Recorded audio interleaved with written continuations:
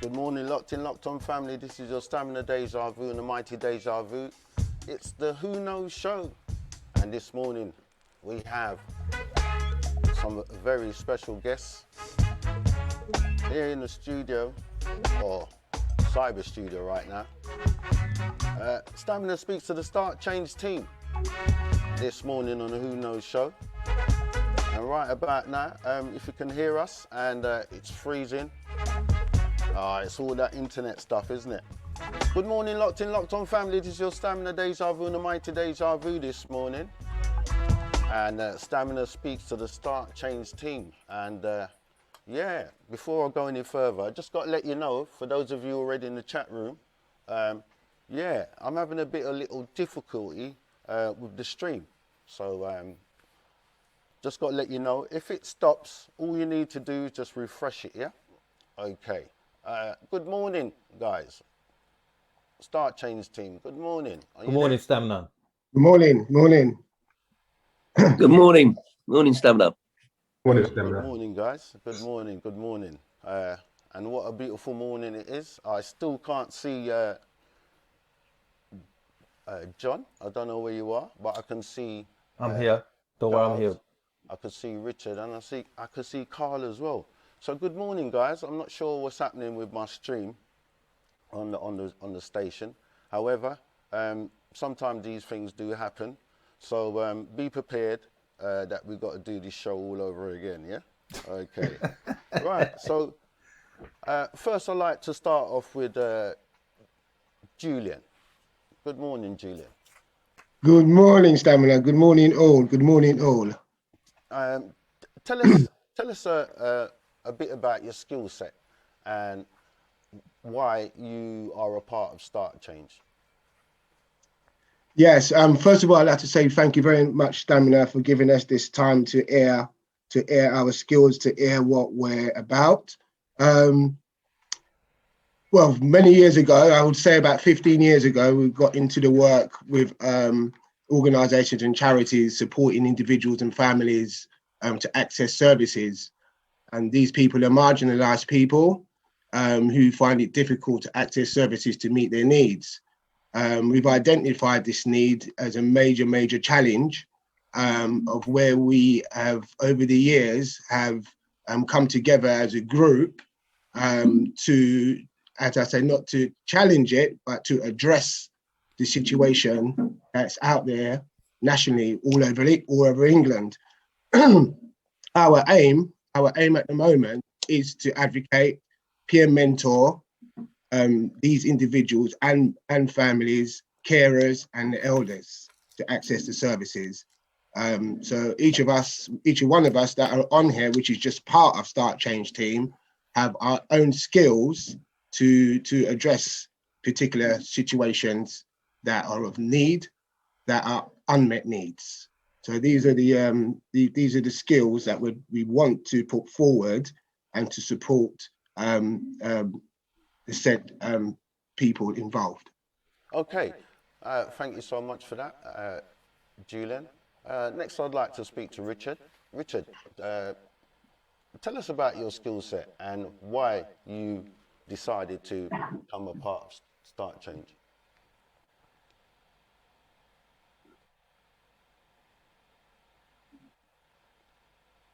Right, I don't think Richard's mic is on.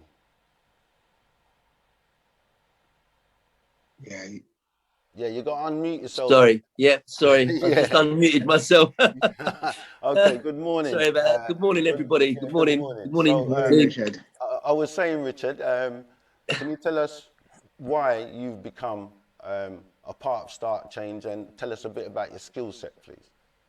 Okay, I became a part of Start Change basically because of I saw that there was a need for help within the community and in prisons with ex-offenders and offenders, the mental health that they're not receiving at the moment. So basically, you're there to assist and support people who, you know, have mental health issues, or they could be offenders or ex-offenders. You deal with people who are are basically basically being missed. Being missed by the system, in schools, at home, in the community, basically all through the stages of their life. Okay, that sounds pretty important. But I'll get back to you, Richard. Thanks for coming on the show this morning. And for those of you who just joined us, I'm having a bit of technical internet difficulties, and sometimes these things do happen. They always sort of time, you know, there's always a time for that to happen. Next, I'm going to speak to Carl, who's a part of the Start Change team. Carl, you there? Good morning. How you doing? Morning, Stamina. Morning, everybody. Doing well so far this morning. Okay, so tell us about your skill set and what, you know, what made you become a part of Start Change?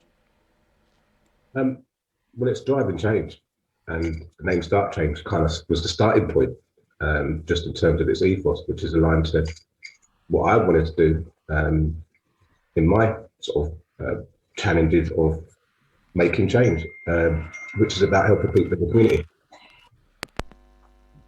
So when I look at the skill sets, I was set up to help people, and looking at people like my parents, which really kind of was the key for getting involved, particularly for elders, people with a disability, looking at the challenges of race, of what's going on. For me, I had to make a difference, and I just felt collectively together based on the mission and drive of what Start Change is about. It falls in line with mine, so hence why I've joined. Okay, thank you so much, Carl.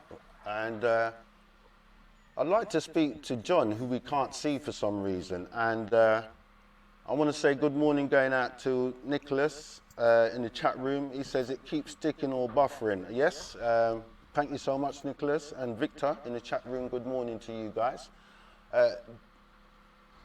John, are you there? Yes, DJ Stamina. Yes. Can you speak up a little bit, please, and tell us about your skill set and why you became a member of Start Change?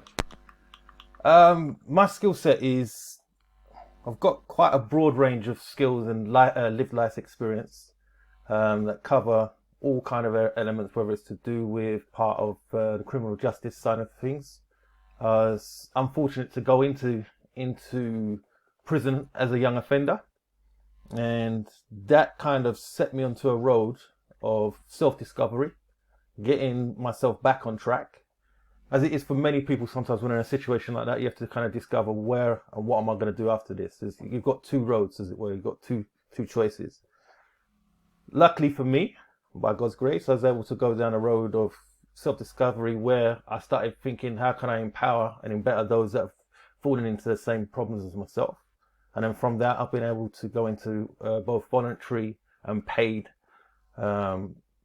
elements in my early 20s and early 30s. And from there, it's just stuck with me. And then I discovered the chief exec by accident, by no fault of my own. We kind of crossed paths. And from there, ever since, just the mandate of what the call is about and the collective, the men coming together, has just really changed my whole outlook on what I can do now at this time in my life to just, you know, give a voice to the marginalised. So I hope that gives a little bit of an outline.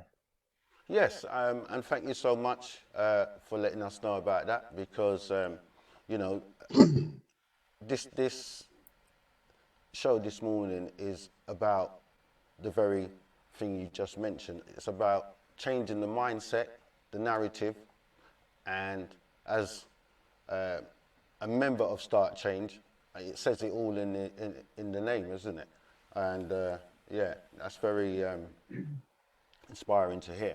Okay, so let's talk about advocacy. Can any one of you gentlemen explain, you know, from your skill set how you would assist people, especially during this time of the pandemic? People are basically stuck in their homes. They just don't know where to get assistance for whatever their needs may be. Could one of you just, you know, give a brief Yes. outline on how you know, people who in need can be assisted? Okay, really, really good, strong point there, DJ Stamina, which obviously we was going to get to that point. Advocacy and mentoring, they go hand in hand. It's all about referral and trying to identify unmet needs of individuals and families and groups, marginalised groups, as I've used that term before, where they're hard to reach. And these hard to reach groups are places where it's hard to engage and to try to identify. We as group, as Start Change, we are in a prime perfect position because we do come from the background of these communities. And once you're in those said communities, we are able to engage, to try and extract our information from the individuals, from the families, from the client, so to speak. These groups would then give us their information, what their needs are. With these people, our people, we know what our needs are. We know what needs to be met, because we are expert by those experiences. Once we kind of identify these needs, they can be referred through local authority to the local authority. Local authorities are the government, the local authority that have the services to meet people's needs, which will stretch right across the strands through housing, employment, welfare benefits, health and well-being, social care, immigration, and further education, and of course the criminal justice system.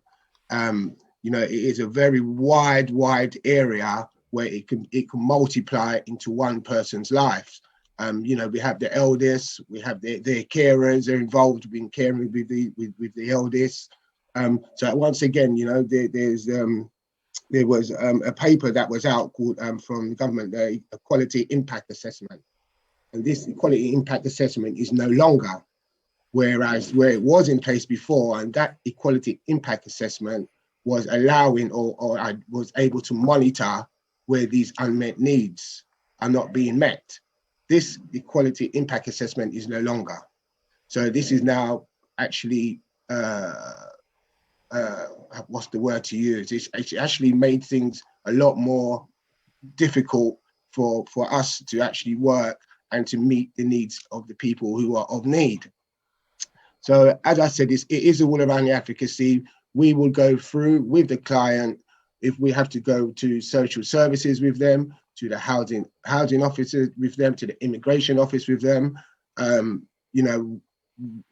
families, when you go to fill out a PIP document application form, it's a minefield. It's an absolute PIP application form. What is it? It's a form of DLA, disability living allowance. It's the former one of personal independent payment. So this payment would be assessed through your needs. So you have various levels of this payment. You have a low level of care, a middle level of care, and a higher rate of care. Yeah, and all this will be identified through an assessment needs, which obviously you'll be working with. If you have a social worker, an occupational therapist, an advocate would advocate on your behalf. Yeah, we will be your voice independently. Okay. So how can this be accessed? I mean, who, how, and who would they need to speak to? Who would they need to contact? Right, we don't need to contact the Start Change team. John will be able to highlight the ways of getting through to us through the website, etc., and a referral system coming in to see us, form filling. Obviously, we'll do all the form filling, what needs to be done. The client just needs to feed us the information. And then once the referral, the in-house referral is done, we then present that referral to the relevant local authority department, whether it's housing, whether it's immigration, etc. And then the ball starts rolling from there. And we will ensure that the client group will be advocated and peer mentored through that minefield, through to access the services and to meet the need that has been unmet for so long. Wow, that sounds like so inspiring, so encouraging, so empowering to know that there's, you know, you can access, during this time, you can access all these services. Yeah. Thank you so much. Which one of you, you know, I heard, I think it was John talking about being an ex-offender. Yeah. Is that right? Yes, Could you correct. tell us a bit about your skill set, how you would assist and support, let's say, an offender or an ex-offender? Sure. Could you give us, shed a bit of light on how Start Change will support and assist Sure. the individual? Yeah. I mean, as a collective, there's a few of us that have been unfortunate to have embraced or had a situation where the criminal justice system got hold of us. Myself, it was when I was younger. Some of us, it's when we was younger and also into adulthood as well, and some just in adulthood. So as an organization, we're prepared to kind of deal with all kind of demographics, all kind of dynamics of where that individual has actually fallen into those cracks in a sense. And what happens more often than not, there's a system, a way of life that is lived out whilst you're inside. And sometimes it's a case of when you come back out, you haven't got the support or the network that is productive and conducive towards you being able to move forward. So as a collective in Start Change, what we'd be able to do in the first instance is just ascertain where that man or woman may be on their journey, what kind of support they have, and then from there it's a case of us being able to pull together the resources that we have to be able to direct them formally. Myself personally, I've done time and time again, just as Julian said, we're an organisation that's based on advocacy and mentoring. Mentoring is a massive, massive thing. So obviously, when someone's speaking to someone that's actually got lived out experiences, which many of us have in Start Change, that's what makes us different from a lot of the other organisations out there. We're able to kind of sit back, listen, ascertain where that man or woman may be in their journey, and then from there really come and put an arm around them and support them in whatever kind of endeavour they might be trying to do. It might be to do with trying to get an assessment to do with their health or their housing needs, to do with employment, because obviously you get buffeted back many times because now you've got something, you've got a stigma on your name straight away when you're going for an interview and everything else. So we're able to advise and just support whether they're young, old, male or female, no matter creed or colour, with regards to do with how to the best way to approach whatever challenges they're facing at that time. Excellent, John. For those of you who've been on from the start and for those of you who just joined, I don't know why or where this bad energy is coming from, because the actual, it's just stuck. You know, I can see it on the in the chat room that you guys can hear us, but we're not actually moving, so the frame's frozen. Wow. However, this is the Who Knows Show. Stamina speaks to the Start Change team. Julian, John, Richard, and Carl. Now, we can see you now, John, but Carl's disappeared, so I'm not sure. I'd like to ask Richard, how would you assist someone who, let's say, would need support, and they, contacted you? I mean, what services or advice and guidance or mentoring could you offer under the Start Change umbrella? To begin with, am I unmuted? No, we can hear you loud and sorry, clear. you can hear me, yeah? Yeah, loud and clear. I mean, to begin with, I would have to identify the problems that the individual would have, whether it's through either need for education, mental health, disability, and then contact the necessary authorities on their behalf, basically, through Start Change. Okay, that's great. That sounds really good.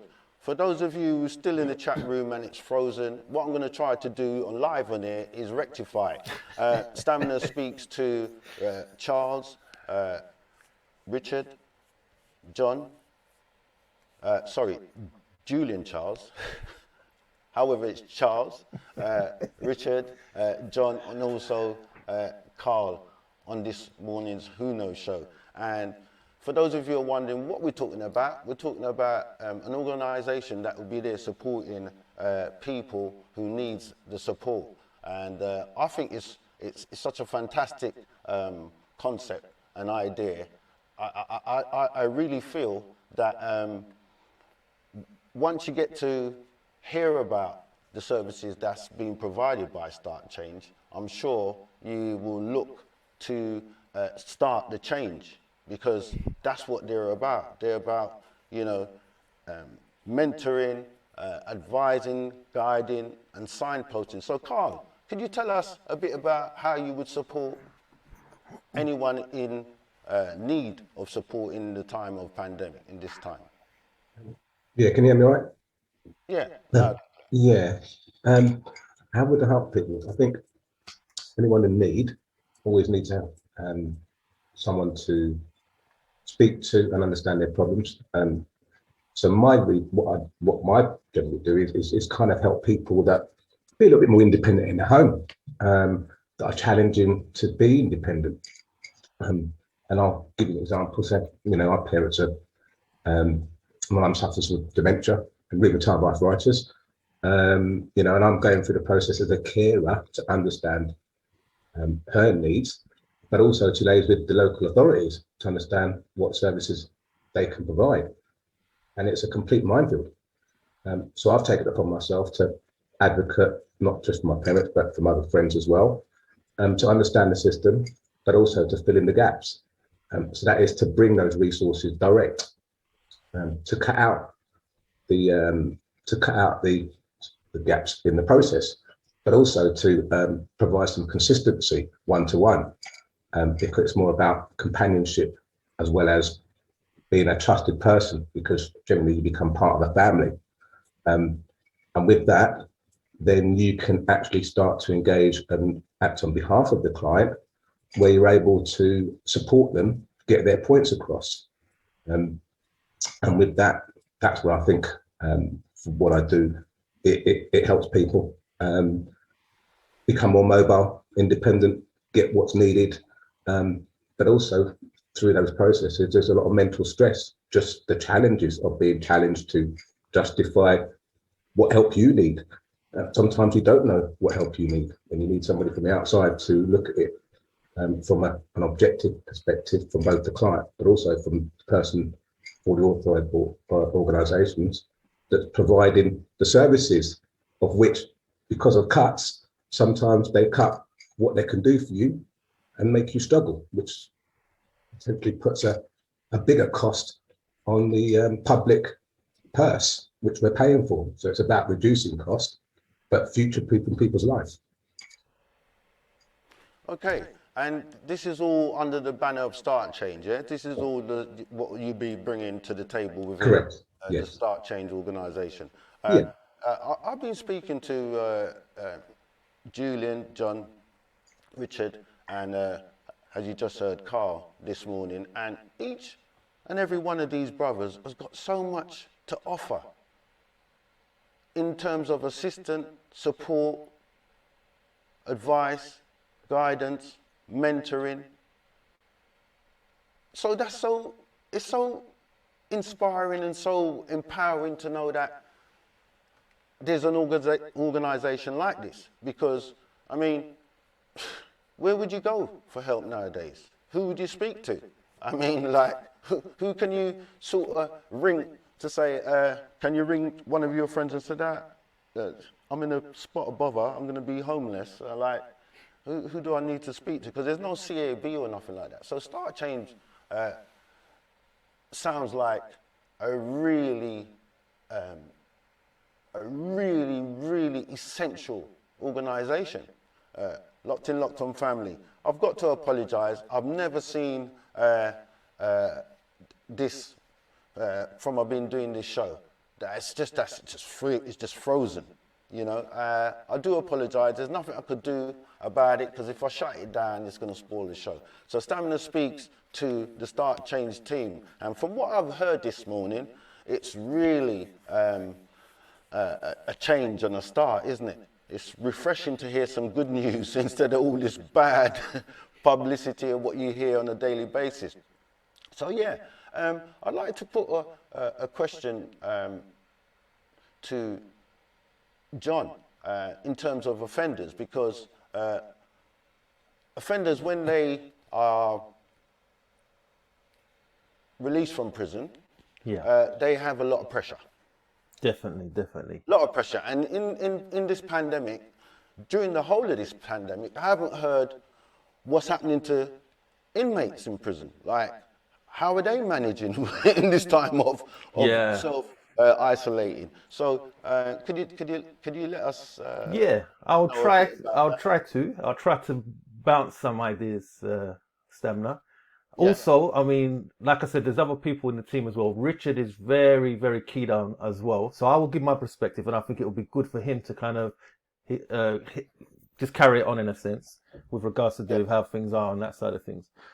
Realistically, right now, just there was something that was highlighted that we as an organisation was brought to our attention via our chief exec, just to do with the situation as it stands right now. Inside, there's many men and women waiting to basically go to court, and right now they're on remand. And for remand, people will not understand if they've never been in the system in any shape or form. But remand is basically when you've committed an offence, you're kind of in this holding space where you're not allowed to be at home, and you've got to be within the system, and then you're awaiting a time and a place when they're actually going to basically put you into court, and then a decision is going to be made on you. Sometimes they take away the time that you've been on remand, away from your ended kind of conviction time and date that they give you.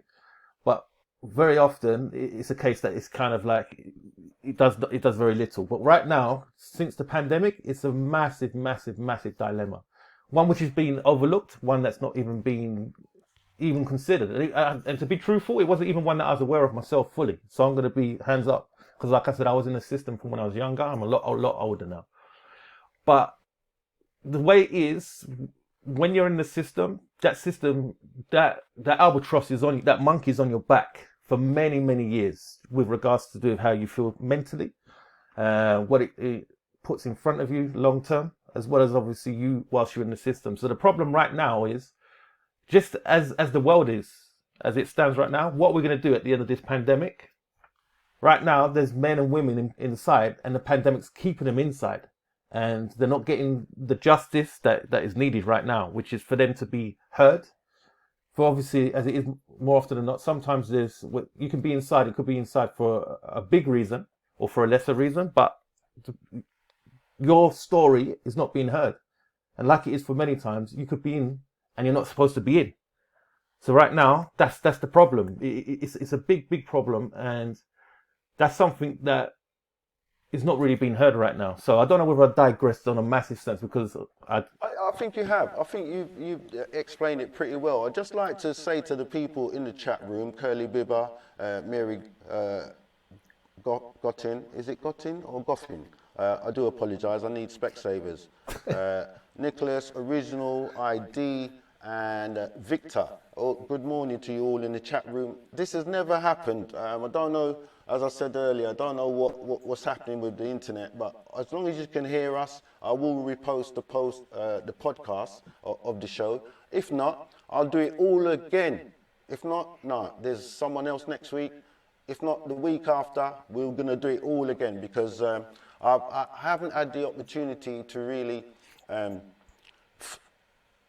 speak to the Start Change team in depth, because they have so much to offer. I'm getting kind of scared on what to ask them, you know. So Richard, you're from that sort of field where you assist offenders, is that right? Yes. I was unfortunate, to say the least, to have been through the criminal justice system, and recently too. I was trained through Shannon Trust to teach entry English and maths from entry level to level 3 to foreign nationals and English speaking inmates. My role was to identify their needs, basically educational needs, whether they are suffering from any form whatsoever of mental health or any disability, and getting them to acknowledge it. That was the hardest thing, getting someone to acknowledge that they have a problem they need help. Mental health, especially, something that starts very well at different stages of your life, but can be very early in your life. The prison system, I think the system in the prison system falls short of dealing with mental health properly, which is where an organisation and a team like Start Change would make a great big difference to the guys inside at the moment. Well, Richard, you've said it so well. I'd like to dig deeper. However, I'd like to move on because there's so much to cover. And the time now, what's the time? 9:36 already. And I've heard so much within 36 minutes. I'm beginning to think like, why isn't there organisations out there like this? I'm not saying there ain't organisations out there that can help and assist people who really need support and assistance. And listening to you guys, it's incredible. It's like, how there hasn't been something like this before. I just don't know. I just don't understand, because everyone here on the panel has got their enormous amount of skills to offer. Isn't that right, Julian? Yes, DJ Stamina. Yeah, that once again, you know, as you said, you're not saying there isn't organisations out there that are not daring to do the work that we're doing. It's all about collaboration and coming together and sticking together. And a lot of the times, especially in the Black community, you know, we talk a good talk, well, we don't action it. We don't stick together. Absolutely. We don't continue the train. We don't keep it moving. Instead of keeping it moving, we try and we're fighting against each other. And that's the thing where it's come with the cultural, you know, the restraints that we've had through our lives. And it's not coming with an excuse. It's just coming with us having to come together and stick to the program. And stick to the program, because each and every one of us have a background where it's life experience, and every single one of us are expert by experience. Every one of us, not even on the Start Change team, globally, everyone has lived a life where it's an experience where you can use that experience to turn it into something to spread that out and to have the support. So, you know, where we're at the baby stage. Let's put it, we're at the baby stage of Start Change to make that change. But as we're moving on, we're developing. We're like a juggernaut, broken juggernaut lorry, moving and fixing at the same time.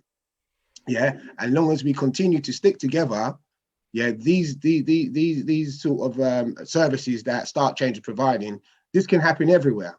It can happen everywhere because it's in our faces. It's here every day, and it's about us identifying ourselves within to identify outside. Yeah, we're all the same. We've all come from the same background, the same needs. Different, well, so I say same, different needs, but it all comes down to the same basis. If I can just touch on something that 10, 15 years ago, we were running another charity, and again, it was all about advocacy and doing a needs assessment of the elderly with personal care. Now, I was out there in the field doing advocacy, and I had to go and support.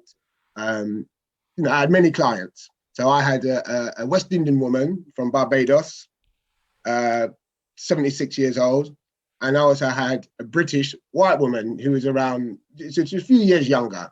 They had exactly the same health conditions. Okay, I think one was arthritis, something around those areas. They had the same conditions. So I'm sitting in my office looking at these two applications, thinking, right, okay, so I'm looking at that. So now I've had to contact their social worker, and the occupational therapist in order to put forward the needs assessment, the personal care assessment. This was for direct payments. And direct payments was funding through the government, through social services. They will come in and look at this individual, this elderly lady, the black lady from Barbados. They'll say to her, right, how long would it take you to walk from here to there to go to the toilet? How long would it take you to take a shower? How long would it take you for your personal care thing to be met? Okay, this lady put down probably 30 hours, for example. So for each day, it might be 6 hours per day. It could be 10 hours per day. So when we made the whole assessment and made that right, this lady from Barbados, black woman, she needs per week 40 hours a week of care. It's a lot of that. It's a lot of hours. Now I've done an assessment on her counterpart, a British white woman, who same needs, same questions, same assessment. This lady said 20 hours a week. I've brought this now to social services, and they've looked at it and said, well, why is this lady asking for 40 hours a week and this lady is asking for 20 hours a week? And they have the same conditions, Mr. Charles. And I said, are you seriously asking me why? I said, so obviously there's an unmet need here, because this lady from Barbados, who culturally, from growing up as a child, her mum used to plait her hair in Kangaroo. Her mum had to grease her skin because when we have a shower, our skin gets very, very dry. Okay, and there's a lot of cultural input that goes in for a personal care package for someone from ethnic background to someone who's not from an ethnic background. Now, there's different needs, and some needs a bit more than others. So, and this was a big challenge. This is one of the major challenges that we're facing out here, about why I keep harping on about unmet need. That is a prime example of an unmet need from someone from a cultural background to someone who, we've all got a cultural background, whether you're from Ireland, whether you're from Scotland, but when it comes to personal care, there's more different types of care to be looked at. You understand what I mean? So this is the challenges, and these are the things why we need to have that change. That's why we need to start that change, because it's evident. It's evident what's out there, and people are scared to even to call social services, even to look at application form that's that thick. That on one page it asks you that question, on the other page it asks the same question but in a different format. Yeah, so you're asking how long would it take you to walk from here to your bathroom, and the next page it asks you how long would it take you to walk from the bathroom back to here, but they put it in a different way. So it's about advocacy. The type of advocacy we work with is actually translating and taking off that pressure of the client, taking that pressure off of them, because it's very, very daunting, very, very daunting indeed. Well, I can tell you something, Julian. That's so. Just listening to you, it's just like I felt so many different emotions. Yeah. Just listening to what you just said. And John, would you like to, tell us a bit of what else the organisation is looking to provide? Sure, no, definitely, DJ Stemmer. It's like all of us have been saying. It's first of all the dynamics just of the group. Like you're noticing yourself. We're we've got a lot to offer because we've got different skill sets, different lived skill sets and so forth. And just like Julian just said, there's other organizations out there that are grassroots on the ground doing stuff. But what the problem's been more often than not, I've been in and out in a voluntary capacity, in a paid capacity for probably coming up to nearly 20 years. The thing that stood out to me to do is start change is the fact that they're not just talking the talk, they're actually implementing, walking that talk right now as we speak. We've all got different lived experiences. Like when I was just listening to Julian himself, I know about that side of things, but I don't know how to do it. I've worked in organizations where there's someone that does it. But what we're doing as a collective is we're taking all our skills, all our understanding, and we're bringing it all together and then going forward together. And then what we're wanting to do is, first and foremost, develop that internally within our team and then take that out, London and UK wide, in a way that makes sense towards the people that matter. Because the people that matter are being met with a need, sometimes by an organization, but then a new government comes into play or a new form of authority comes into that council region, and then that council has to make a decision on where they're going to put their money and take their money away from.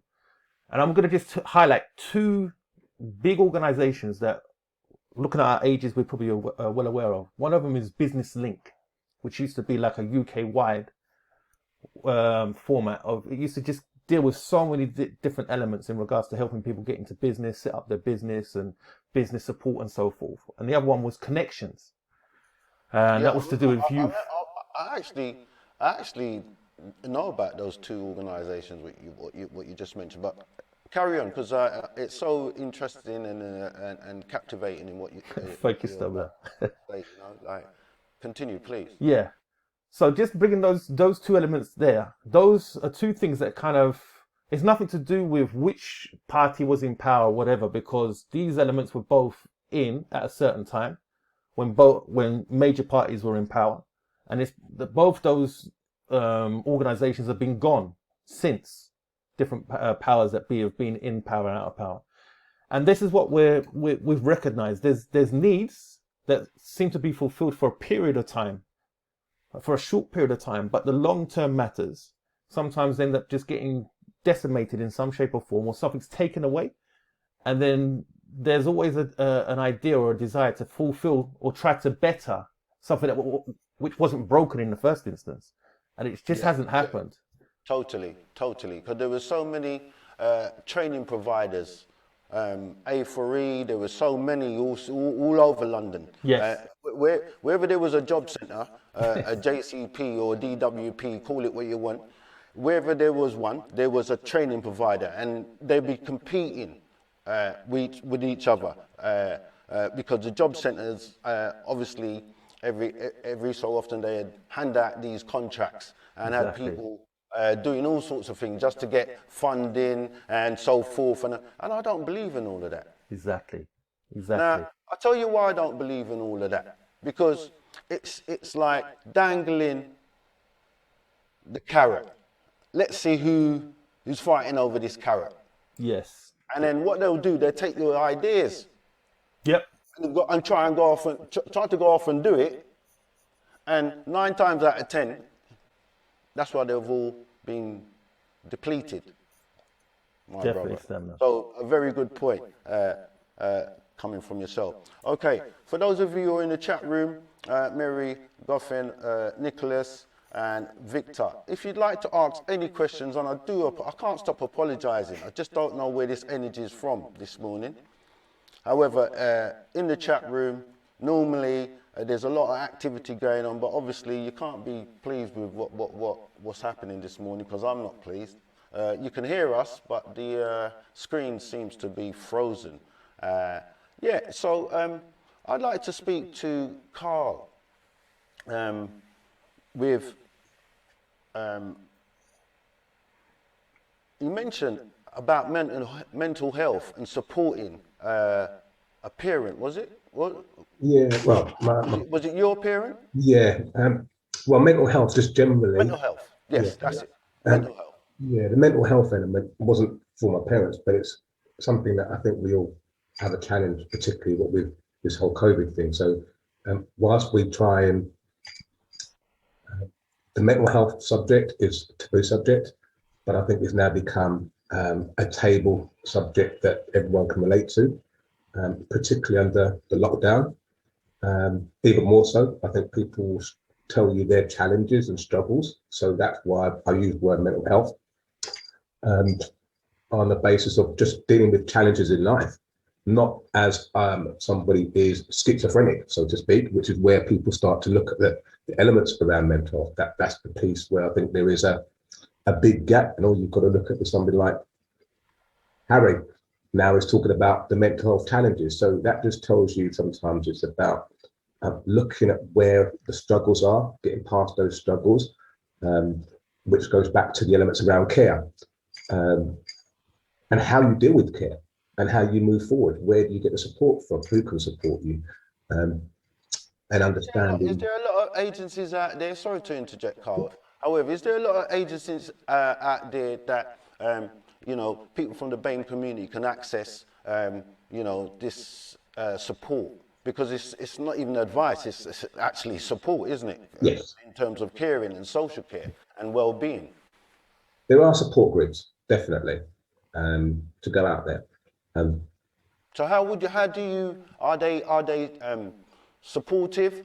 Because you're part of Start Change, and the whole idea, what I'm getting is Start Change is about starting the change, because there's a lack of support out there, a lack of assistance, a lack of advice and guidance. So how you know, how do you I know where you're coming from, Stan. how do you measure what's out there now to what your knowledge and experience is, and how you would project or implement people to access a better service than what's actually out there now? I think let's put it this, it's a bit like a flow chart. You start, and there are elements through the process that will keep you on the road to make sure that you have the consistent support from beginning to end. And at the moment, you may go to an agency and they can only do one part of it, and then you're left to kind of carry on the journey. And then it's signposting, but then you've got to go through that process to get connected. Whereas Start Change is the start to the end, all the way through the process, of which why we're all on this show here at the moment, to support each other through a journey, but to support the client through a journey so they have that consistency and not feel like they're on their own. That's the time where you start to get more stressed, because you've had support, hand holding. Now the hand's gone, you're left to balance and walk. Whereas what you want is that supportive advocacy all the way through. And I think this is the difference between Start Change compared to the local authorities and people like that. There is a big gap, and I think we try to bridge the gap. Okay, thank you so much, Carl. And I've just got to send shouts going out to everyone who's still with us, because I just don't know. Everything was just okay, you know, prior. But prior to the show, who knows? And yeah, who knows? Welcome to the Who Knows show. Stamina speaks to the Start Change team this morning.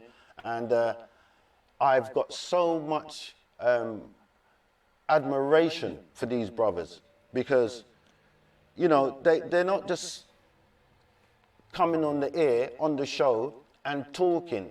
These brothers are not only, they're qualified in their areas of their passion. Because I don't call it a job, because job to me is you're just over broke. And what these brothers are offering is a lot. And it's very rare to see, you know, people, I'm not saying there ain't people out there that has the same goals and aspirations and desire to do something which is good for the many and not the few. So I have to take my hat off to these brothers for coming on the show and letting us know the skills what they have to offer to advise and guide and mentor. And I'd just like to take time out to say good morning going out to Julie J. Charles, because without Julie, I don't think this coming together would be possible. Am I right, guys? Most definitely. Yes, most definitely. 100%, most definitely. Most definitely. Yeah, so I just want to say shouts going out to Julie J. Charles. I'm not sure if she's listening, but yeah. Good morning, locked on family. Stamina speaks to the Start Change team. That is Carl, Richard, Julian, also John. In terms of, let's say, an offender, and I'm going to put this question to you, John. An offender doesn't have their leave to remain. Is there some sort of advice on immigration? Because some offenders basically, you know, offend to survive. You know, they've come from abroad, they can't get a job, no national insurance number, they ain't got nothing. They just need to survive. And, you know, as hustlers do, they hustle to survive. Is there any advice for an individual who may find themselves in that situation, John? How can Start Change assist and advise someone in that situation? Yeah, definitely. I mean, on a kind of broad stroke side of things, what I would advise that person to do is contact us in the first instance. Like Julian said, we're in our infancy, so the best place to contact us would be on info@startchange.co.uk. That's info@startchange.co.uk. I hope you don't mind me just putting that little plug out there quickly. I wanted you to do that. Okay, that was the whole point, my brother. Yeah, if I could just jump in there, yeah, why not? DJ Stamina and John. Yeah. Yeah, because as I said earlier, that, you know, we the brothers that are on here today, this is just part of the team. There's another 3 or 4. Don't quote me on that, but there's a few more of us that have different areas of skills. And one of them is we have a gentleman named Arnold. He's our man for the immigration, you know. But obviously he couldn't make it today for 1 or 2 reasons. But obviously we're here to represent each other. So, you know, as I said, we can't answer everything as much as we would like to. But obviously John done the deed in just saying, you know. Well, we're going to do another show anyway, because you guys are very, very. To me, you guys are essential. You guys are integral. You guys are more than important. So we're going to do another one anyway, because as I said, the internet this morning, I know it's not my end. Everything's prepared correctly. It's not my end, but the internet is playing up this morning. I'm sure everyone has had that experience at some time or the other. Stamina speaks to the Start Change team who've just joined us, locked on family this morning. The time is 9:58 on the Who Knows show. And if you'd like to ask the brothers, I'm going to call them brothers, if you'd like to ask the brothers any questions, please feel free to do so. All you have to do is navigate your way to DejavuFM.com//chat. And that will enable you to get to the chat room. And shouts going out to Jency, also Mary Goffin, Reese, and Victor. The first question from Victor is, after the interview, do you have any way for people who need help to get in touch with you? So any one of you can answer that. This question comes from Victor. After the interview, do you have a way for people who need help to get in touch with you? Thank you so much for the question, Victor. Yeah, I'll come in with that. I mean, yeah, so it just carries on straight from where we was, in a sense. It would be, Victor, towards yourself, it would be a case of, in the first instance, we will have a website up within a matter of weeks. But realistically, right now, info@startchange.co.uk. That's info@startchange.co.uk. And then from there, all we'd need to do was put just a little bit of information, obviously, your name, your situation, and a contact number. and we'll guarantee to get back to you between Monday to Friday within 48 hours. It'll probably be either myself personally or Julian in the first instance. From there, we'll just do a brief kind of needs assessment, just very brief in regards to find out what your current problems and challenges are, or what your current needs are, and then from there, how we can possibly support you. And then we'll be back to you guaranteed within the next 24 to 48 hours after that. And from there, we'll do some kind of support. Because of the pandemic, it'd have to be in some kind of either over the phone continuously or virtually, but we will be able to signpost you, but not signpost you and just get you away from us. It'll be signposting you and helping you through and assisting you in regards to doing the best powers that can be to get you to not just a conclusion, but to the start of your journey to just be able to live it out. And we would want to be a part of that continuously from beginning. And as Carl said, from beginning to end, and just continue that. So I hope that answers your question, Victor.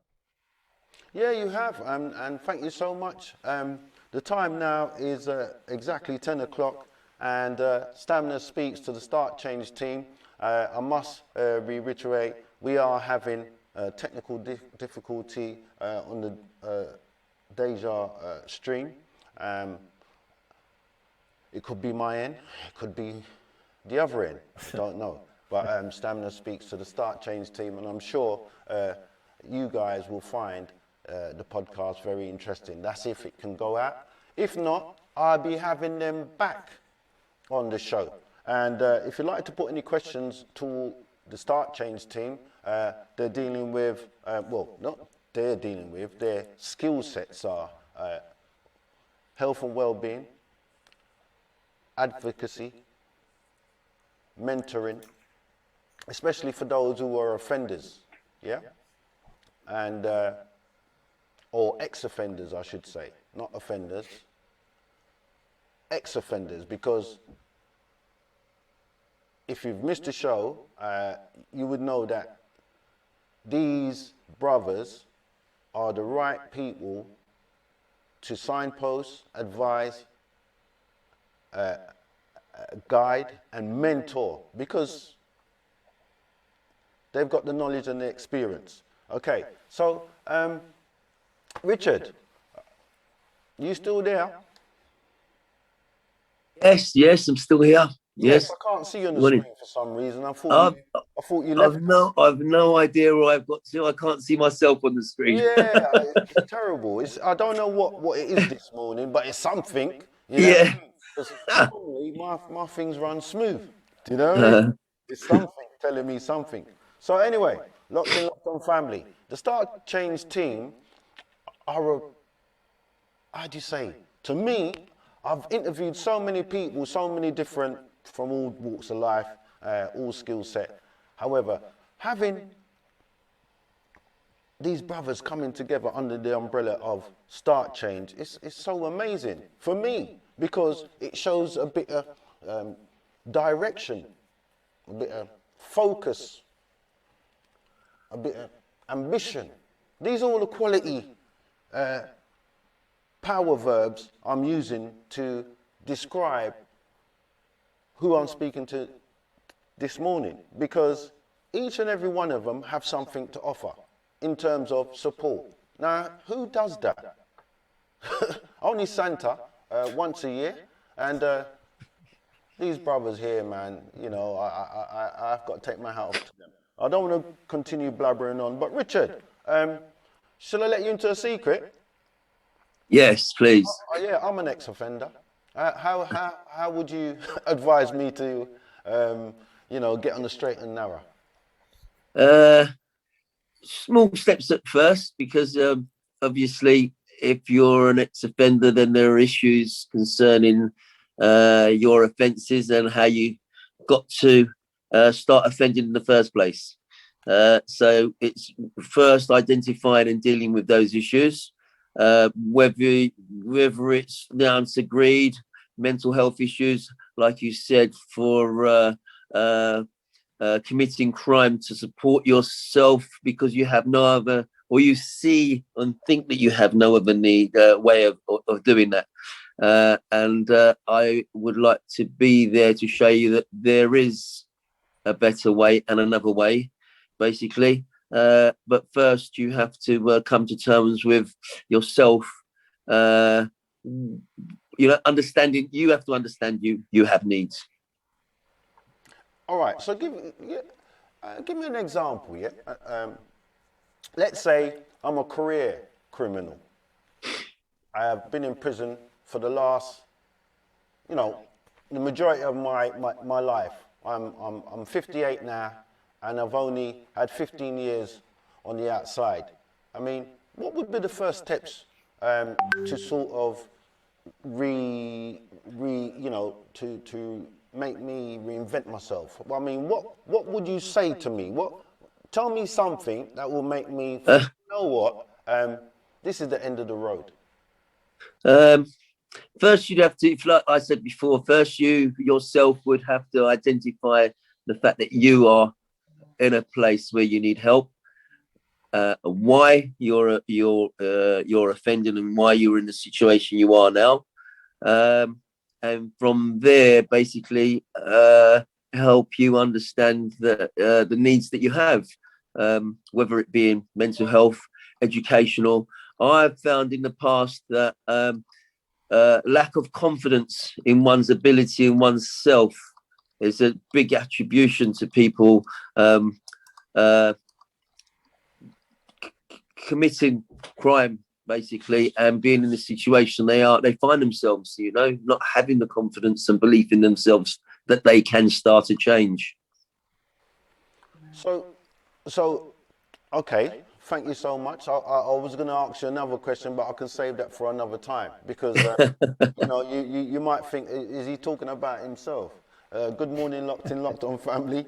Stamina speaks to the Start Change team. Shouts going out to Jency in the chat room, Mary, Reese, also Victor once again. And please send us some questions. Like, don't be shy because I know it's a bit, how do you say, cliche for you to say, I need help live on radio. But you don't need to say you need help. Just put a question to the brothers and they may be able to advise, assist you, especially if you have a family member who suffers from mental health. Which one of you brothers can tell me about housing? How would I, I've just split up with my ex, she's kicked me out. How would I get rehoused? Is there any one of you know about housing?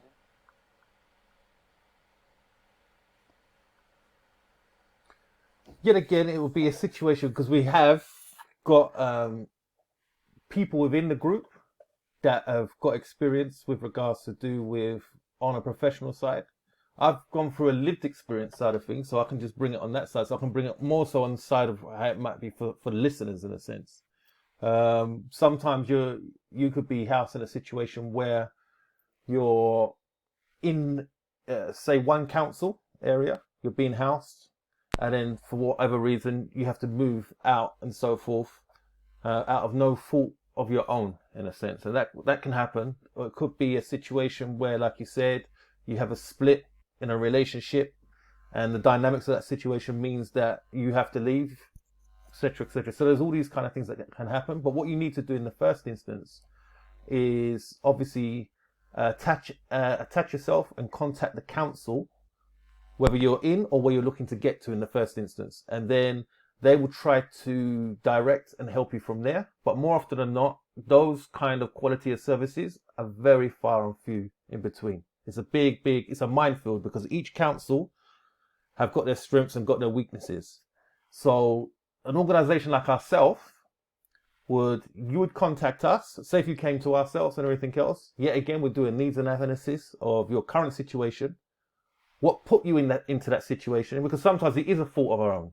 And we have to kind of recognize that because as soon as it's a fault of your own, then there are unfortunately challenges that can arise, but we can navigate and steer you through those. If it's not no fault of your own, that sometimes puts you in a place where you think, oh, that means I'm going to get help. And it's not always the case. That's what happened with me. It was no fault of my own, but it's just a case that it became a problem. And it can be very messy. If I had an organization like Start Change at that time, for myself personally, it would have been of great benefit. So it's a kind of, there's not a one fits all in a situation, because there's so many, as I know you're well aware of, Yeah, Stamina. every individual has their individual needs. Yeah. So I haven't really answered it too well, but I'm trying to give a broad picture in regards to do it because of the dynamics of the situation. I think you've answered it very well. Thank you. God. I appreciate that. I You know what I appreciate mean? that. It's you see, you've got leaders and you've got followers. It's how you see yourself, isn't it? Yeah, yeah. I take that on board. I take that on board. It's noted. It's noted. It's how you see yourself. Yeah. Okay. Yeah. Victor says thank you. Oh, Victor, we love you. I'll get back to you, Victor. Victor's saying thank you for the information. So, do you know what I mean? I always say it doesn't really matter, what we're talking about. What matters is the message Yeah. in what we're talking about. Stamina speaks to the Start Change team this morning on the Who Knows show, and I've got to do it again just because of the interference. Yeah, I'm not a defeatist. I don't like things, you know what I mean, trying to make me look like, I haven't got my stuff together. Stamina speaks to the Start Change team. If you'd like to ask any questions, please feel free to do so. All you have to do is navigate your way to DejavuFM.com/chat, and that will enable you to see us visually on the live stream, and also send your messages to ask any one of the team. Now, come on, ladies, where are you this morning? Normally, the chat room's full up with ladies, and I'm thinking, look at these brothers, you're missing out. Come on. Okay, the time now is 11 minutes past 10 a.m. in the morning, and I'd just like to ask Carl about, people who look after their elders. You've got to give them respect, because,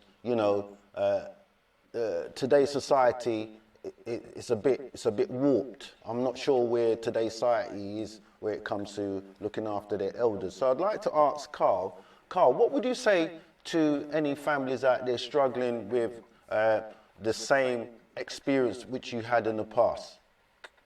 Which I've still got as well. I'd say good luck. Can you speak up, please, Carl? I can't hear you. Sorry, you can hear me now? Yeah, that's better. I'd say good luck, stay patient, stay focused. Good luck, did you say? I'd say good luck and stay focused, because it is extremely hard work. And I think particularly unpaid carers are angels from the sky that do not get treated with the respect they deserve. And unfortunately, the government look at them as without the respect they deserve, because they're actually saving the government a lot of money. So in my opinion, they should be paid a lot. And I'll give you the example, just for parents alone is hard work. So looking after a parent is challenging. And in my scenario, it's I'll be honest with you, I suffer from mental health stresses from both my parents. It's like having 5 conversations. Just now, Carl? Sorry to cut you. You suffer from mental health. I feel like yes is the answer to that. Right. That's now. Honesty is what I respect.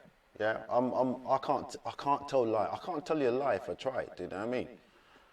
So for having you on the panel this morning, it's something that I'd like you to touch on. How when people are seen as not functional, yeah, which is mental, they address it as a mental health. Someone with that experience, can you tell us the in-depth what it feels like to not, you're in your body but you're doing unbodily things? Can you just express that so the audience can get an in-depth idea of what that experience is, please, Carl? I think the first thing that comes from that is with the mental health challenge that either my parents would have or I would have.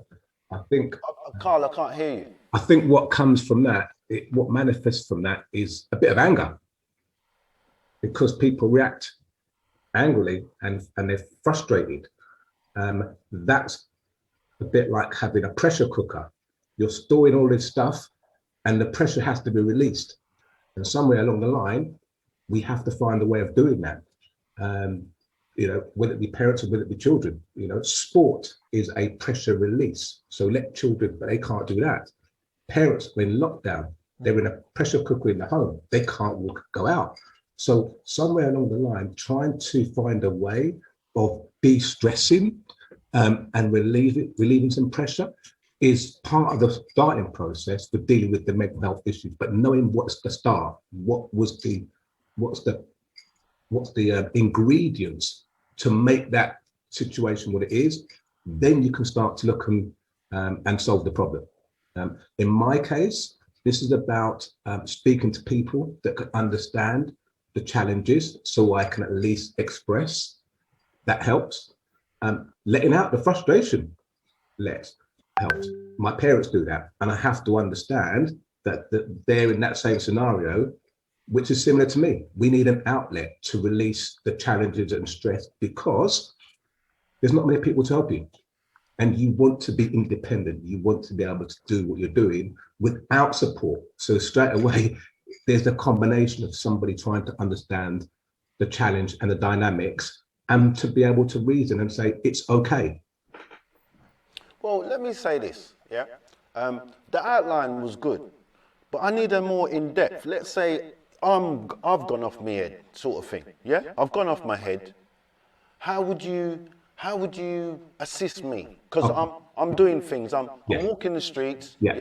I'm looking in bins. I'm taking out food, and I think wasn't that DJ Stamina on the Who Knows show?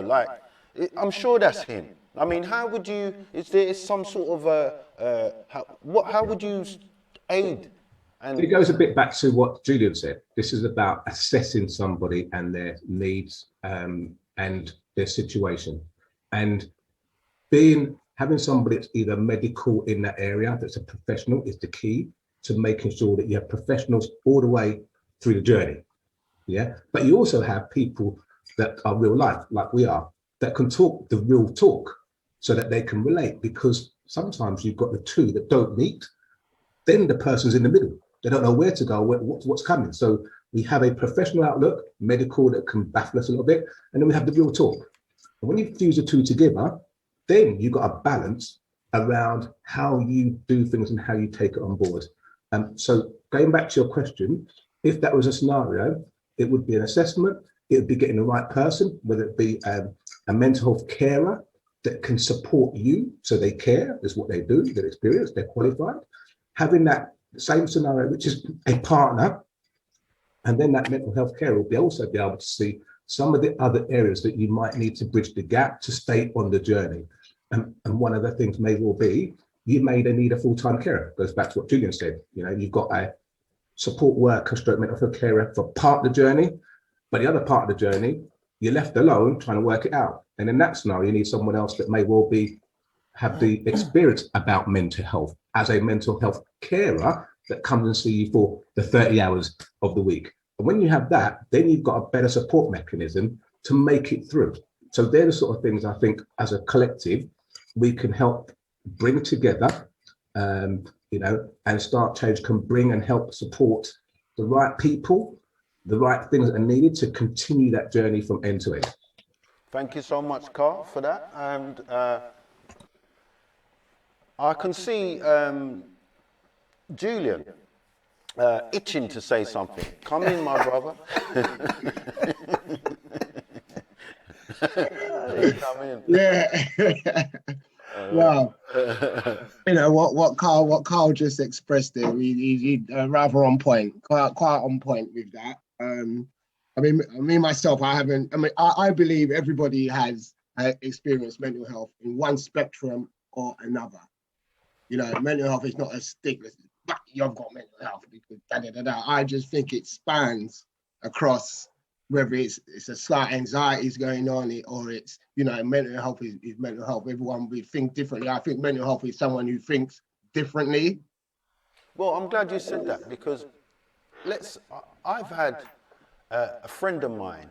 I've had a few friends actually, not just one individual that went off the cuff.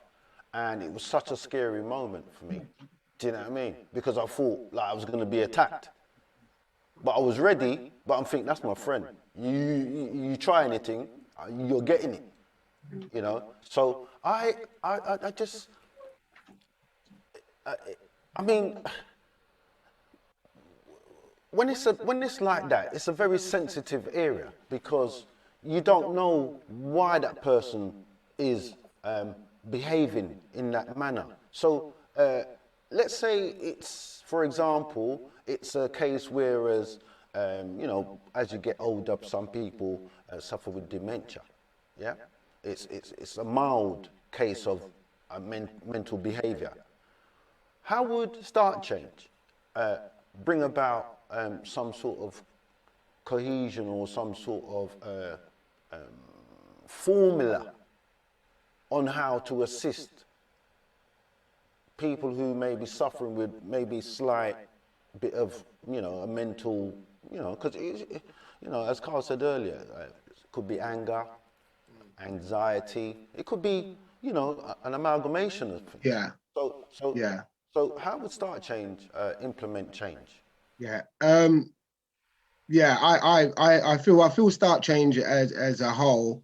You know, 'cause as I said, there's so many areas that we need to cover, and you know, if you if you break down the you know the labeling of this mental health thing, then you break it into dementia or all these different you know, even Parkinson's. You know, it's a physical, but then it has a mental capacity that it affects your everyday life. So because Muhammad Ali case highlighted it, you know, Parkinson's disease highlighted it on the global scale because Muhammad Ali. However, we see people with, you know, you could be walking and someone who's, you know, got some sort of something, yeah, you don't know what it is, but their behavior says something's not right.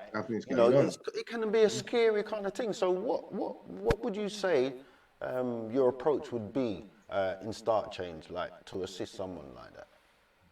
I think all of us are going to have points to say on this. I'll make my bit short. I'll make my bit short. I'll make my bit short. I'm asking you the point. The approach that we like to take is a holistic approach.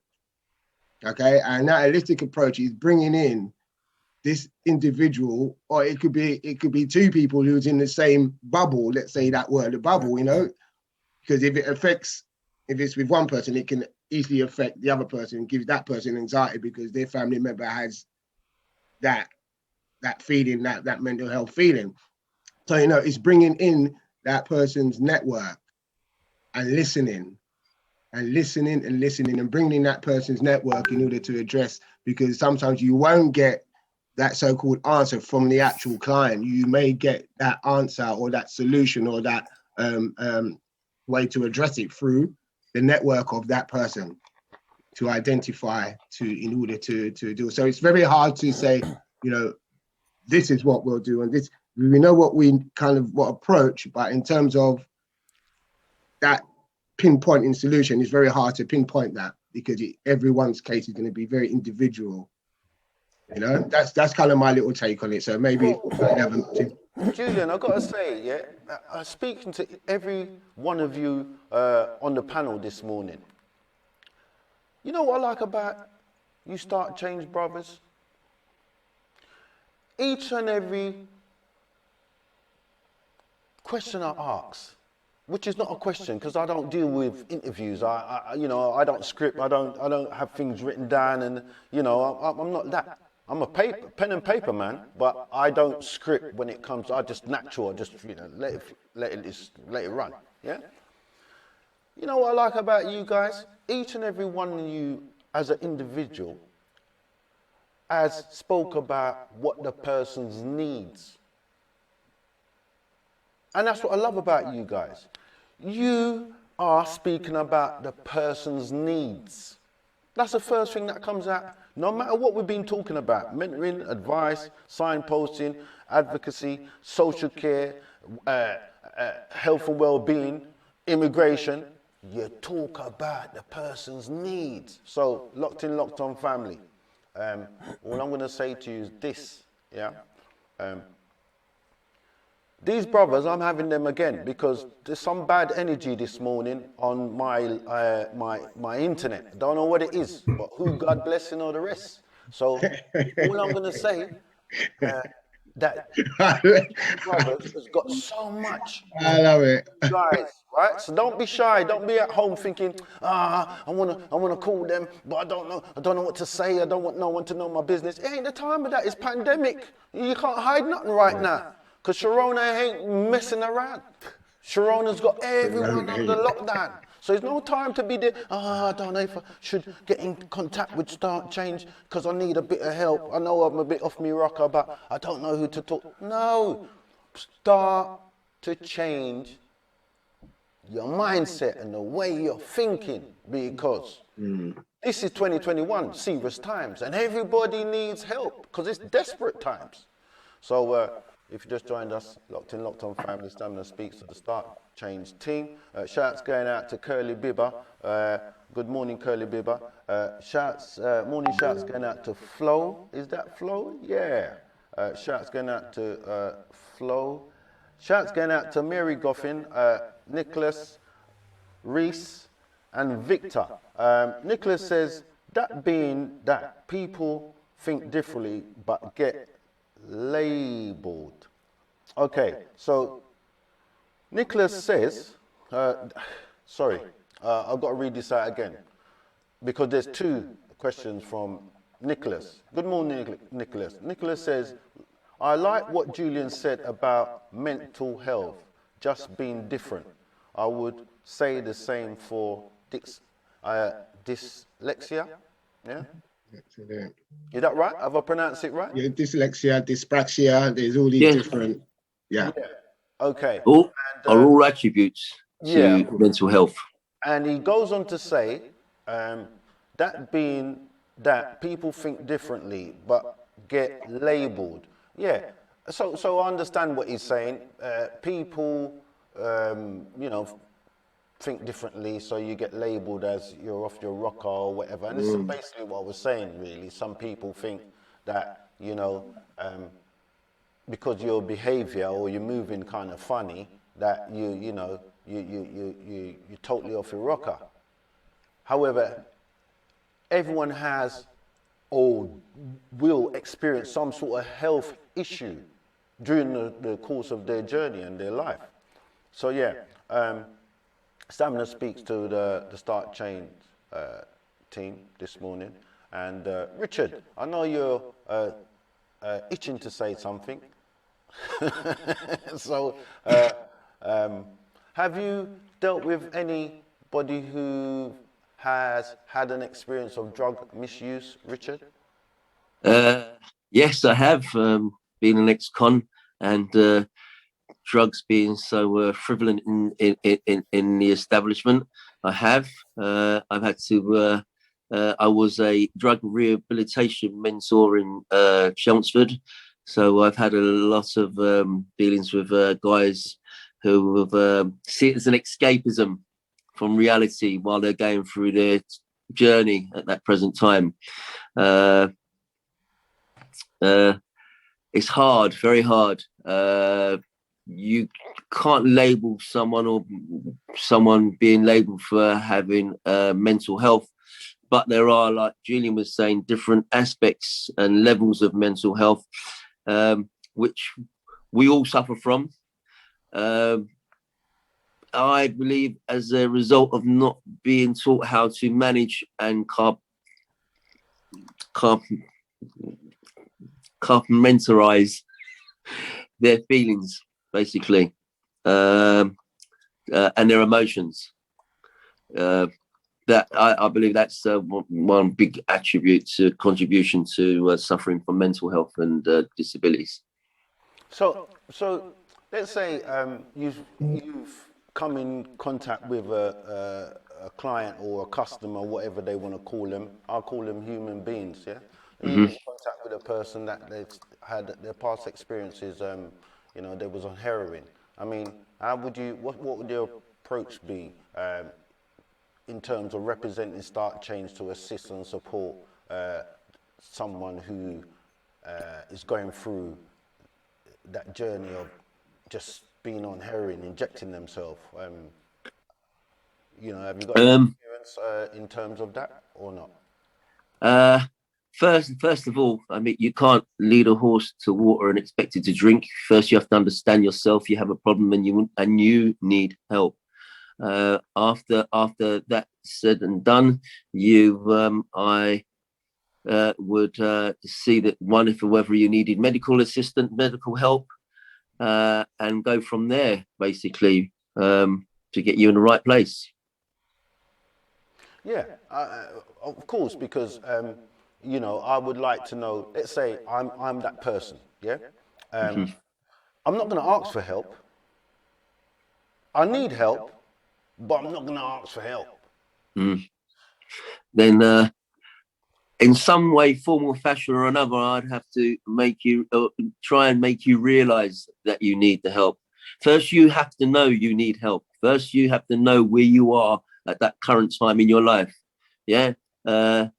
You'd have to realize that the life that you led up until that point has got you nowhere. Like, you know, you have to realize that you need help first before I can help you. Yeah, unless you know that you need help, it's very hard for me to make you understand that you're in a situation. Easy. I think it's very easy because the three of us, yeah, yourself, Richard, John as well, and myself, we're ex-offenders. Yep. We've turned our lives around, so we're examples. Do you see where I'm going? Yeah, so I think, you know, it's easy to talk about being in prison and you haven't been there. It's when you've been there. But, you know, I had to realize the problems that I was causing in my life. I had to realize that basically where I am right now in my life and everything that I'd done in my life right up until that point got me where I am now. Yeah, I had to understand that before I could start a change, an effective change in my life. This is exactly what I'm saying, Richard. Yeah, the three of us. I'm not sure about Julian. I'm not going to ask him his business. I'm not sure about Carl. I'm not going to ask him his business. Right? That's all right. I'm there. I'll say now. I'm ex-offenders. Sorry, Carl. What did you say? I will say as well. I'm ex-offender too. All right. Oh, okay. So I might as well ask the $1 million. £1 million, not dollar. I'm not in the US of A. I'm in the UK. I have to ask the £1 million question. Julian, are you an ex-offender? Yes. Wow. Yes. So, okay, locked in, locked on family. You are listening to 5 ex-offenders this morning. And we're talking about current and public affairs. Yeah. So if you want our CVs, go to Start Change. www. No, on a serious note, guys. Yeah. You got a lot to offer. This is fantastic. This is what I'm talking about. This is fantastic because a teacher can't teach you what you learn in there in incarceration. And anyone who's been in incarceration can tell you, you know what slavery was all about. Because when you're locked up for 23 hours, like a bird in a cage, and you know about slop out, guys, you know about slop out. Don't let me go there this morning. You know about slop out, don't ya? Don't ya? You know about slop out. These people are evil. These people are wicked to lock up human beings. Yes, if you commit a murder or some sort of crime, then you have to be prepared to do the time, isn't it? Yeah. For real. So now I'm talking to 4 brothers, that are like myself. Been there, done it, worn the t-shirt, and mind how you chat to me as well. Yeah? Because I still remember my number. Reduced to a number, isn't it, gentlemen? For real. Yeah? Yes. So, you guys are respect to the maximum. because you've turned your life around and now you're willing to help others start the change.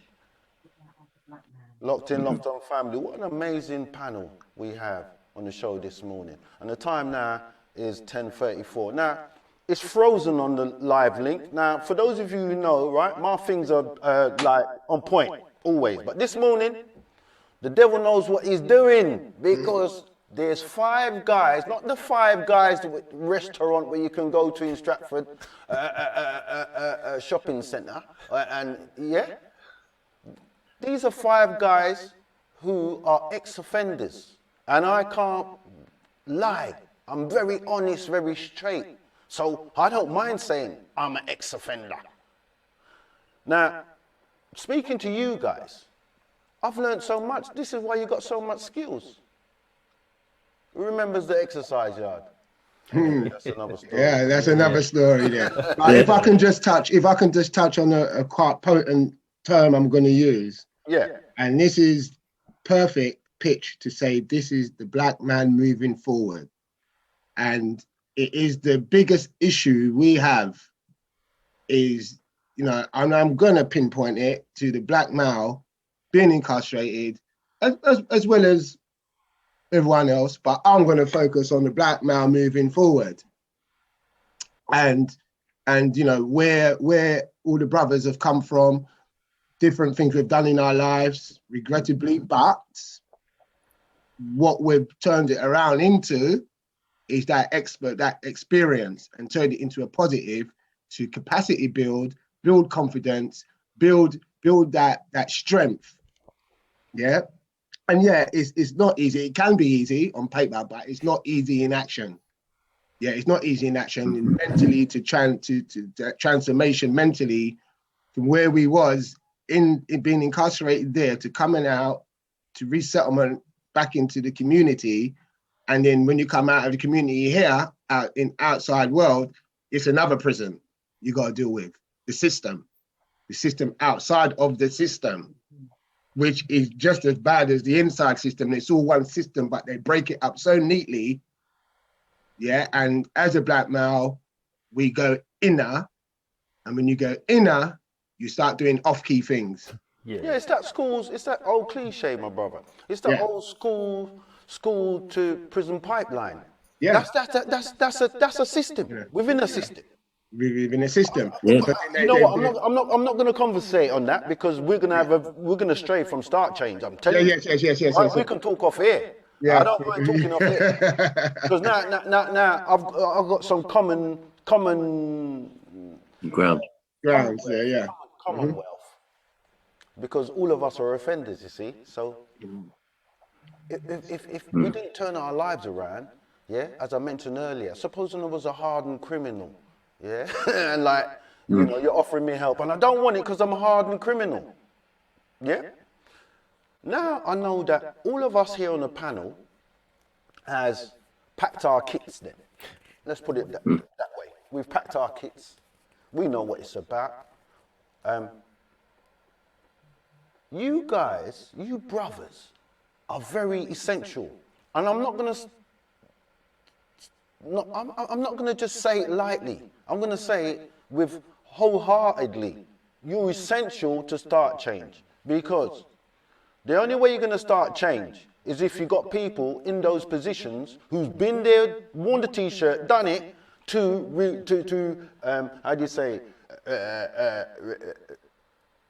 relay the vital advice, guidance, signposting, mentoring, call it what you want, advocacy, call it what you want. You guys are in the perfect position to make things happen, because for far too long, you know, we've been spoon-fed. Oh, a little funding here, a little this there, and now it's all cut. Yeah? And it's just, I can see a dream team. Sorry if I'm going on, but you guys are excited. John, I can see you itching to say something. Curly Bibber says good morning. Good morning, Curly Bibber. No, exactly, DJ Stamina. You kind of hit the nail on the head. That's the thing that, as you said, Julie J. Charles, the way she's brought us together, she knows us each, and each individually, and she's brought us together, the collective itself. And like one of the questions you asked me way at the beginning with regards to do with what are we doing and what we're about and everything else, this is it. This is exactly what it is.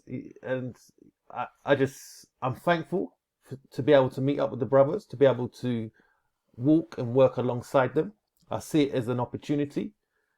But like you said, we're able to begin to focus more so on the needs and on the lack that we experienced ourselves, and we had to kind of work through and signpost ourselves through.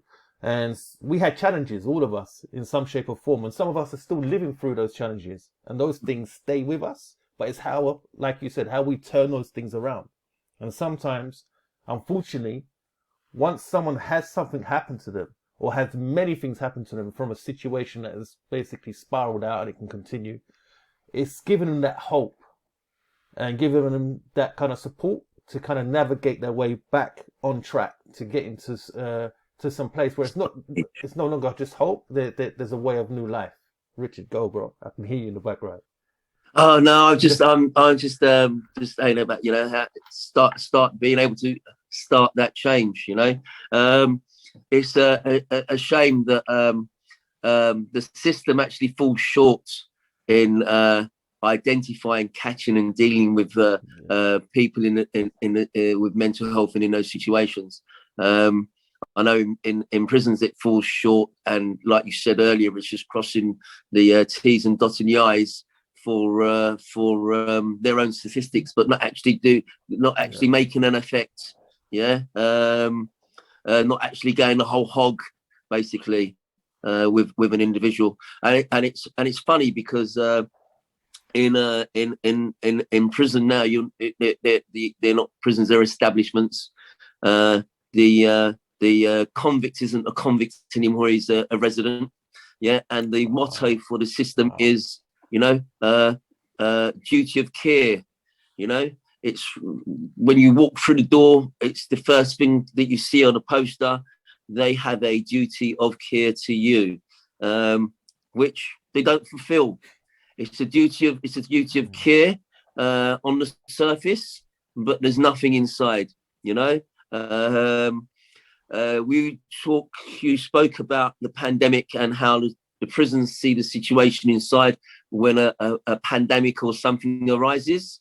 And I'll tell you exactly how they deal with it. They just bring in body bags because they don't have any other solution to deal with the problem. You see? And while you're locked away, who knows? Who cares? Because you're not in someone's eyesight to see what's going on. Yeah, so I would like to see start change, and that's what we're here for, is to start an effective change in all those areas and aspects. Well, Richard, thank you so much for that. I sort of laughed, but I had to hold it back because you said, you know, jails are no longer jails anymore. They're a place of residence. And I've always said prison makes the most money. Yep. The courts make the most money. Because look, if I get arrested, the policeman put the bangle, I call them the bangles, he put the bangles on my hand. He's getting paid. When I get to the station and they say, okay, I got nicked on a Friday,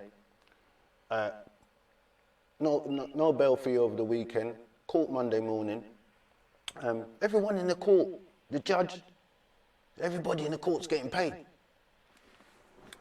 Then the judge gives me no bail. He sends me to Ford prison.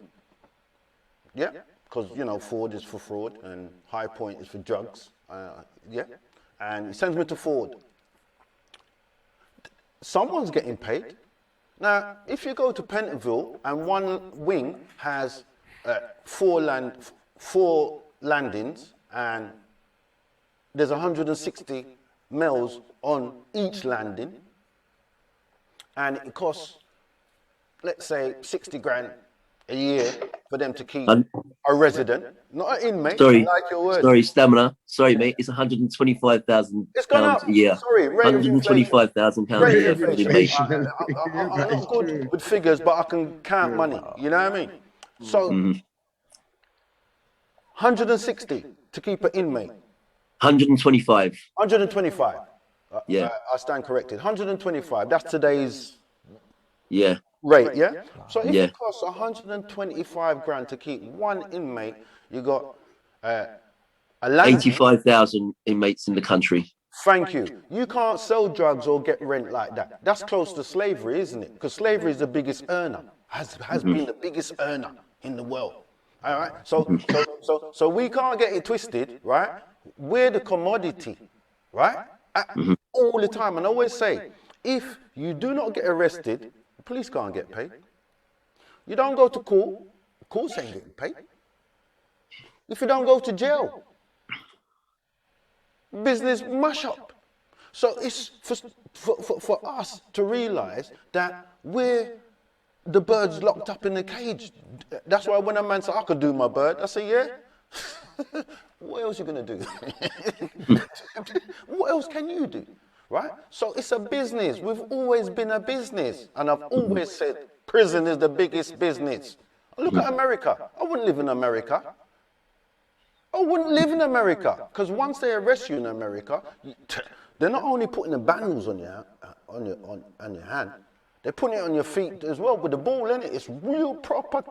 Nothing changed in America. So Richard, thank you so much for that point. I can see Passionate about it. say something. He's smiling, he's laughing, but he's itching to say something.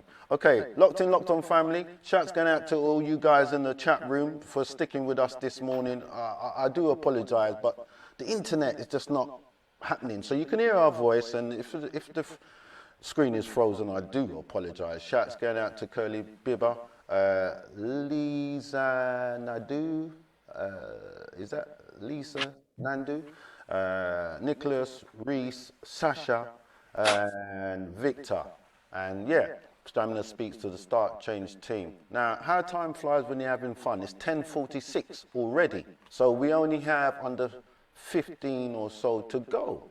So, gentlemen, is there anything you'd like to put across in terms of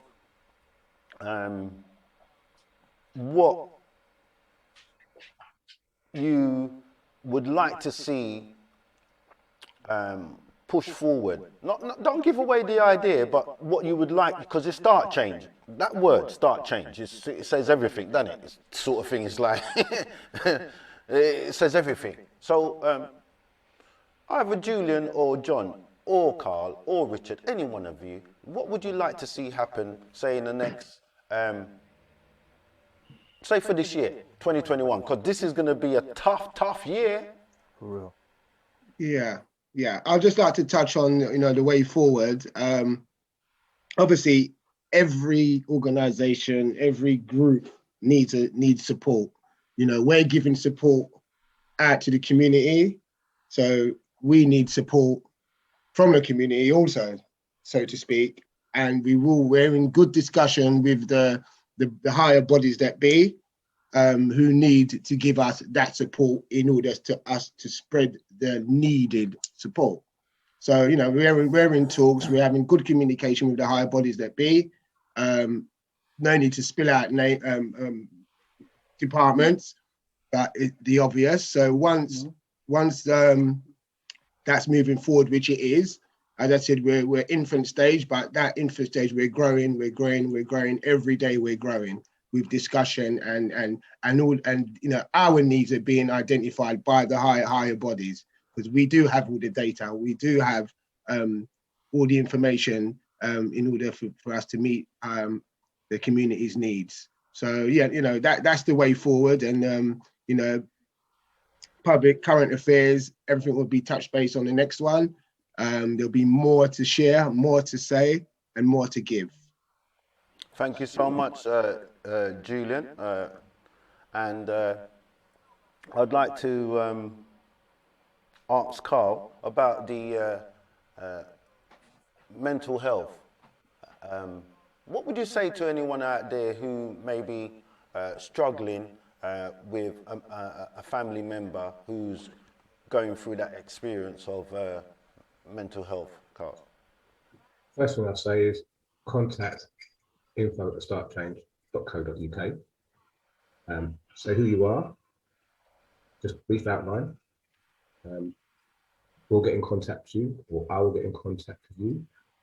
But once you do that, you started the ball rolling to have support and have us on side from start to finish. And that's the key. Just start to reach out and we'll help you.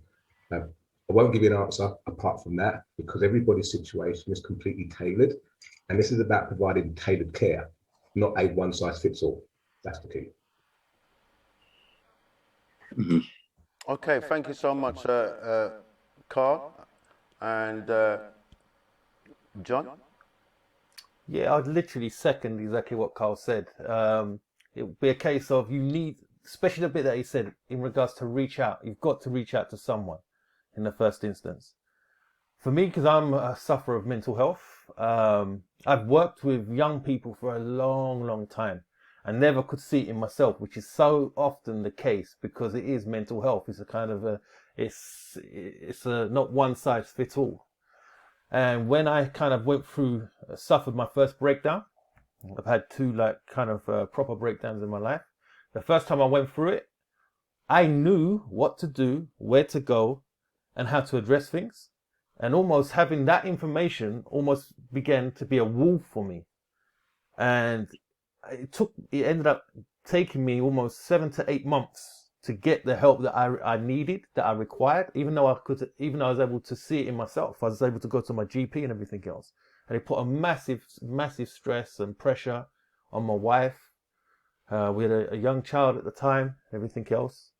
And just that lived experience is priceless. It's in regards to you have to reach out to someone. I think if you came to somewhere like Start Change, you contacted us, no matter the pressure you might be getting, whether it's through your family, through trying to engage with services or the system in any shape or form, you would definitely have an appreciation and understanding from ourselves.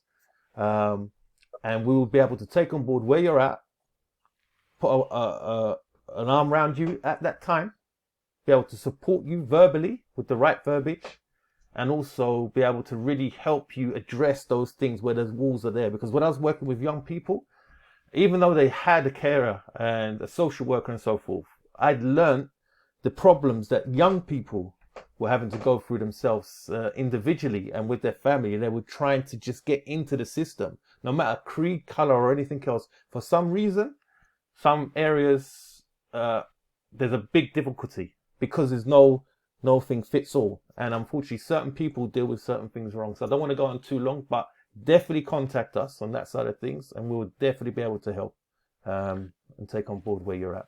Guys, I swear, this internet, normally I'll get angry, but I'm so pleased having you guys on the show. The internet's nothing, because we're going to do this again. I'm not a defeatist. I'm actually someone who don't give in so easily. I'd just like to say, shouts going out to each and everyone who has stayed with us this morning, because I don't know if I was like on the other end. I don't know if I could, bear this this frozen screen.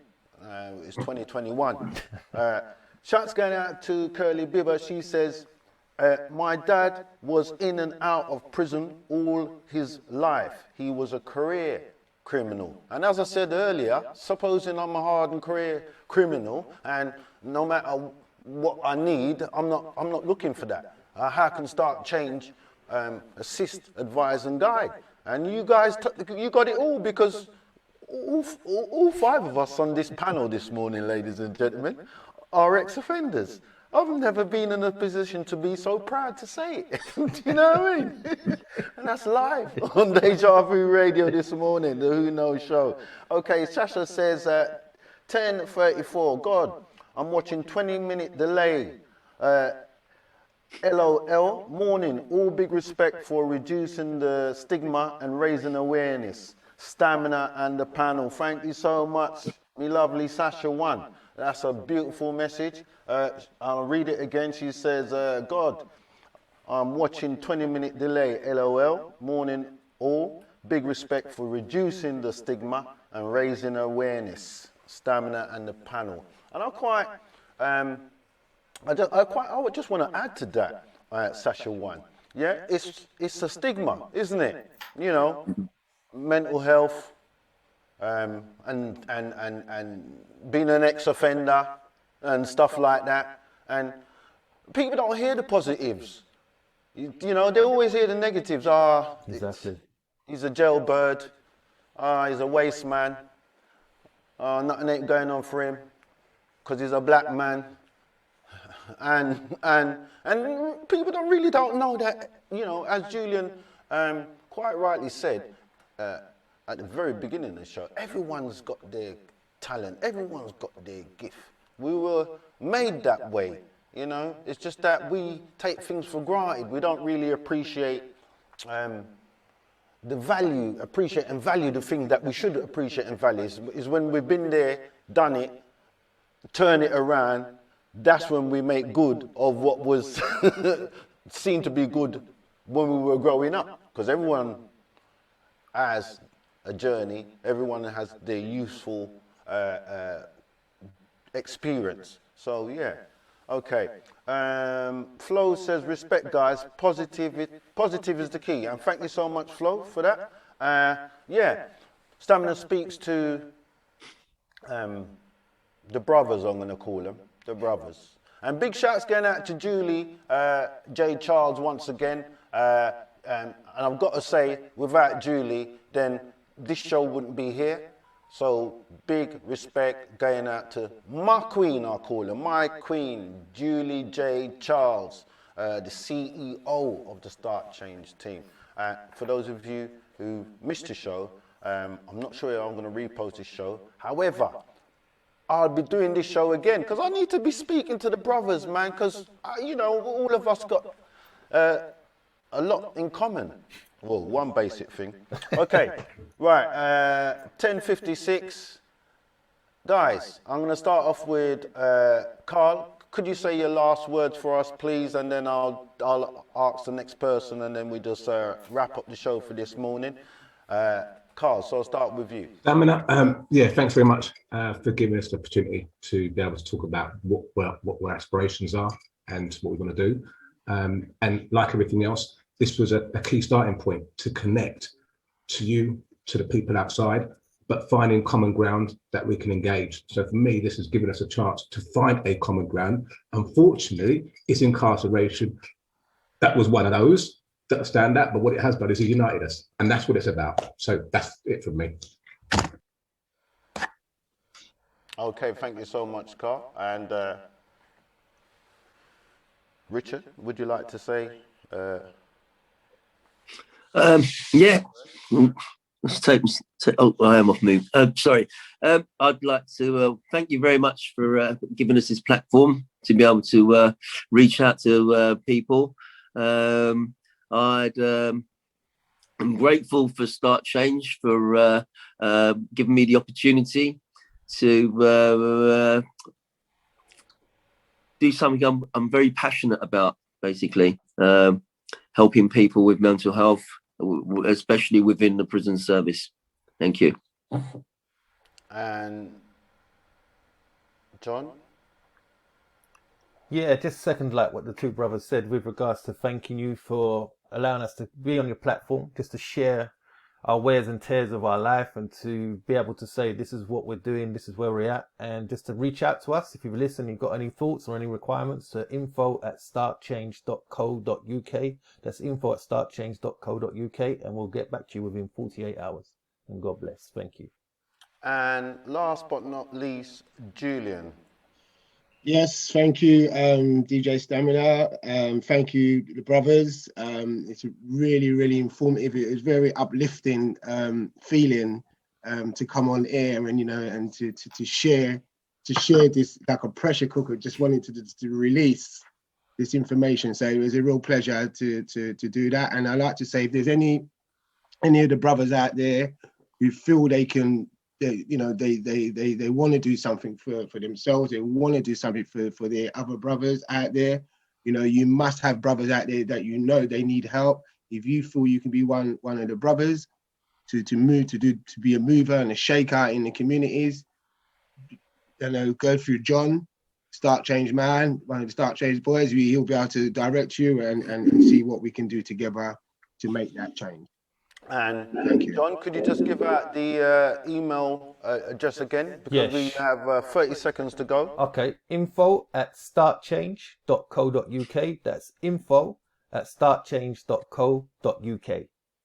Thank you so much, the Start Change team. And do remember, they'll be there to assist and mentor, advise and guide, signpost, and basically give you the support you need. Thank you once again, guys, and thank you for everyone in the chat room.